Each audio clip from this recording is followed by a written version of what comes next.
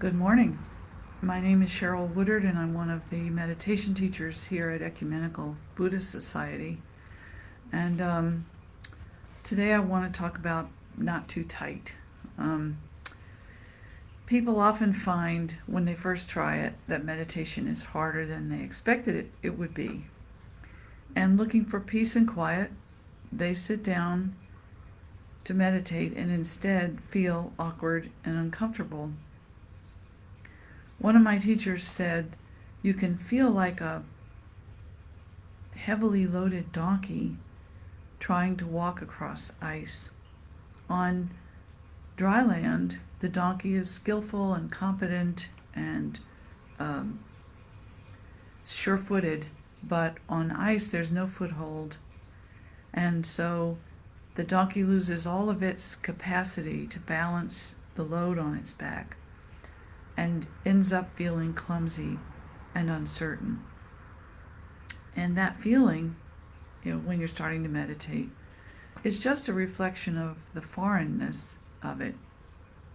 It is unnatural. The act of meditating is unnatural to you in almost every way. And so, because, we don't, anywhere else in our lives, we don't sit down and do nothing. So it can feel very awkward. And there's a tendency to doubt yourself and to try too hard. But the secret trick of the meditation technique that the Buddha taught is that it uses our native skills, things that we can already do as a human being. It employs our natural capacities for this practice. So it's not something from the outside that we are imposing on ourselves, but rather something that comes naturally from inside. In other words, the peace and quiet is already there inside you, waiting to be recognized. So how do you recognize it? Well, by finding the right balance of attentiveness. Buddha famously compared meditation to finding a balance between too tight and too loose. He was speaking about a musician who has to tune their instrument carefully so that if the strings are too tight, it will sound bad, and if they're too loose, it will sound bad, but you have to find the sweet spot where they're just right, the right tension in the strings. And it is suggested that in meditation, only about 25% of our attention should be concentrated on the meditation technique itself. Only 25%. And that is the mindfulness of breathing. The rest of the mental activities should be let loose, left open. Everything else about the meditation should be loose and open and relaxed. And this is the key. If you try to maintain 100% attentiveness, watching every single breath, every single thought, every single twitch of your body, you will quickly get lost and exhausted. And that is not the right idea. It accomplishes nothing. So the Buddha wisely advised that you put your attention only tentatively on the meditation technique itself, the following of the breath. And we'll talk about that in a minute. Focus the rest of your attention, he said, on relaxing, giving up trying to be good at meditating, focus on making friends with yourself, and on being open to something new, allowing this experience to be something that you've never had before, something completely new. And we're uncomfortable with newness, so it's worth being kind to yourself about it. When you feel awkwardness coming up or discomfort, that is a sign to lighten up. relax your body and drop the load off your back. Just let it go, like dropping a heavy backpack to the ground. Whew. If there's something important that you're carrying on your mind, something important that you are carrying around with you, you can always pick it up later. But right now, during your meditation session, you can relax and let everything go, including the ambition to be good at meditation. So let's review the technique, and let me say again that every part of the technique, meditation technique that the Buddha taught, relies on our natural abilities. In other words, success is already built in us.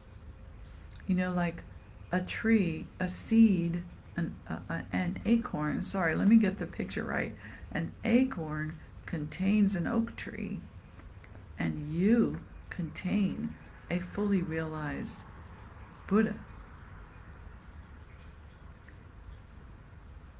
So this meditation takes the benefit of things we can already do very well, and works with them to realize the development of our inner spiritual capacities, our inner wisdom and compassion, which are waiting inside. We're pregnant with those things.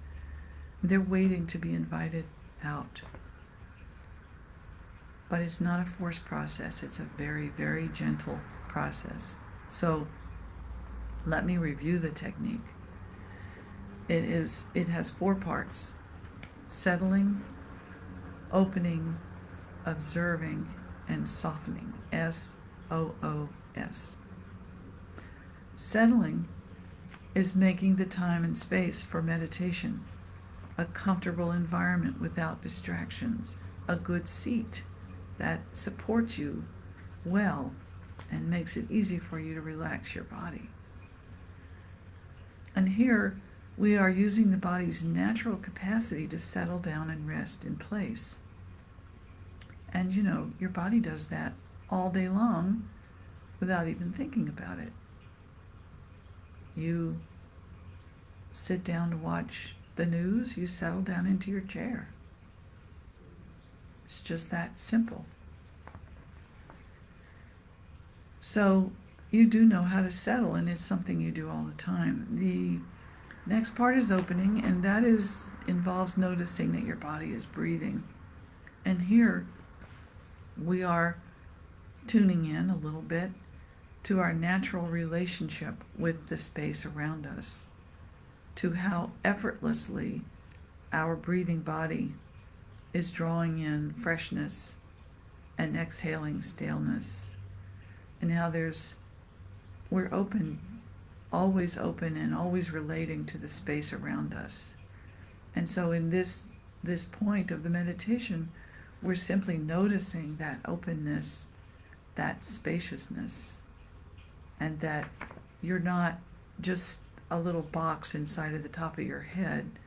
You actually inhabit the whole room. Your body and your awareness expands beyond even the edges of your body. So you're settled into a very open space with a lot of back and forth going on.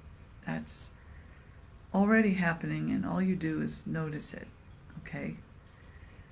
And then the next step is observing, and that is recognizing the activity of your mind, that when the body is settled and the breathing has settled and the mind has settled, you can see the activity of your mind in a way that you don't see it when you're engaged in the world, running around and doing things. When you settle down, you can see in a fresh way, you can notice the activity of your mind. So this observing is like watching a river flow by or watching the clouds move in the sky. It's not something we have to fix. What we see is we're just passively watching things flow. We're not trying to do anything or fix anything or to do it right or do it well. It's just like you don't worry whether you're breathing right or not. You don't worry whether your thinking is right or not. You just watch it.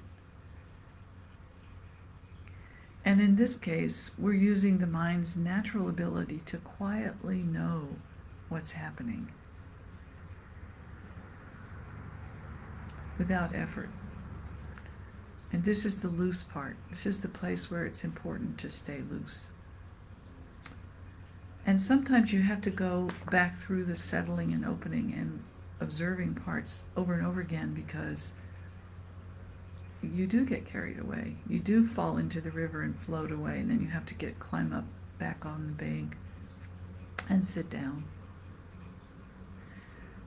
So that is the being loose with things. And then the last part is softening. And this actually is something that is happening all the way through, even from the moment you decide to meditate. Softening is engaging your heart and calling up some tenderness for yourself and for everyone else, for that matter, for all the people who are struggling to find their footing in uncertain times like these. And I usually end every meditation session that I have by actually, to myself expressing the wish that I and everyone else could find the peace and quiet that we're looking for, that it could come to us. And that's it. So I hope you'll think about this. And when you get up from your meditation session, first of all, if you can learn to be relaxed and loose in your meditation rather than tense and hard, that's a big step.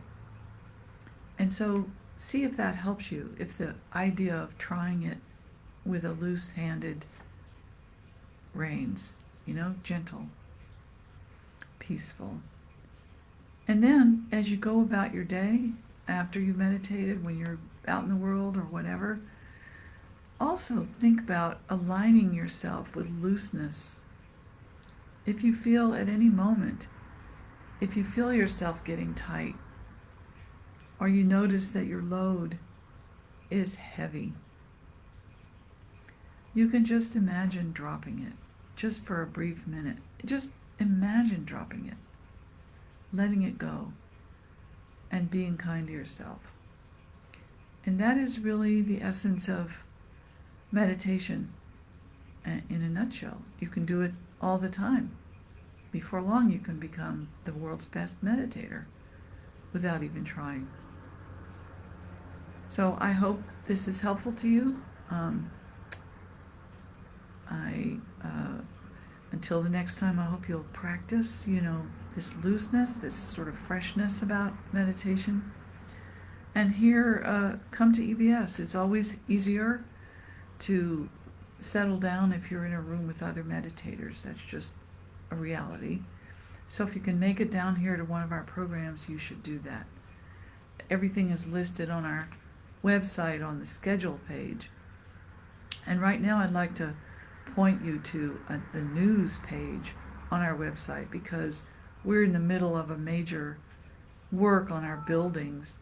We're renovating our poor old building. It's got 70-year-old heating and air conditioning systems, and it's breaking down, and we are finally getting together. We've had some donors offer money, and we're raising more money and so forth, and we're going to fix things. And if you appreciate EBS, if you have ever appreciated EBS and what it stands for and what we do and who we are, this is a good time to show that appreciation. If you go to the news page on our website, you can read about the building renovations project, and there are links there to make donations. And I want to suggest that any gift is really greatly appreciated. And there's also all the different ways to donate. You can link, you can send a check, whatever. It's not hard.